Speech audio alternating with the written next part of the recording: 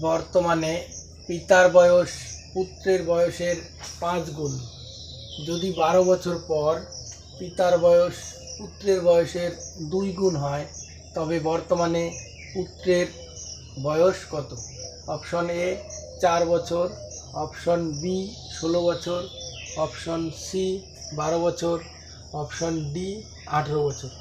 এখানে বর্তমানে পিতার বয়স পুত্রের বয়সের 5 গুণ, অর্থাৎ বলতে পারি পুত্রের বয়স 1 বছর হলে পিতার বয়স হচ্ছে 5 বছর, এবং এখানে পিতা পুত্রের বয়সের পার্থক্য হচ্ছে 4 বছর। এই যে 5 - 1 মানে হচ্ছে 4, এবং 12 বছর পরে পিতার বয়স পুত্রের বয়সের 2 গুণ, অর্থাৎ 12 বছর পরে পুত্রের বয়স 1 বছর হলে পিতার বয়স হবে 2 বছর, এবং এখানে বয়সের পার্থক্য হচ্ছে 1 বছর। এইবার পার্থক্যকে যদি আমার সমান করতে হয় তাহলে 4 আর 1 এর লসাগু করব, তাহলে 4 আর 1 এর লসাগু হচ্ছে 4, অর্থাৎ আমাকে দুটো পার্থক্যই 4 বানাতে হবে।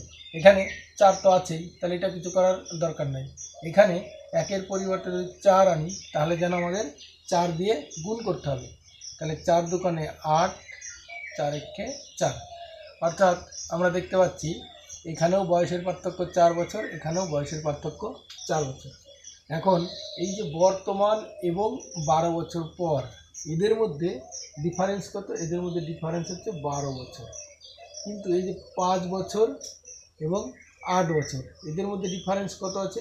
এদের মধ্যে ডিফারেন্স আছে 3 বছর। তাহলে 3 থেকে 12 বানাবো, তাহলে 3 থেকে 12 যাওয়ার রাস্তা কি আছে? 4 দিয়ে গুণ করবো সবাইকে, তাহলে 4 × 5 = 20, 4 × 4 = 16, 4 একে 4, আর এটা হচ্ছে 4 × 8 = 32, 4 × 4 = 16, 4 × 4 = 16। তাহলে আমরা দেখতে পাচ্ছি এই সারি বরাবর এদের বয়সের পার্থক্য 16 বছর, এবং এই যে স্তম্ভ বরাবর এদের বয়সের পার্থক্য হচ্ছে 12 বছর, অর্থাৎ দুই দিকেই বয়সের পার্থক্য আমাদের মিলে গেছে। তাহলে এখন আমরা বলতে পারি যে বর্তমানে পিতার বয়স হচ্ছে 20 বছর এবং বর্তমানে পুত্রের বয়স হচ্ছে 4 বছর। আমাদের কি চেয়েছে? বর্তমানে পুত্রের বয়স, তাহলে বর্তমানে পুত্রের বয়স হচ্ছে 4 বছর, বা বলবো এখানে অপশন এ হবে আমাদের সঠিক উত্তর।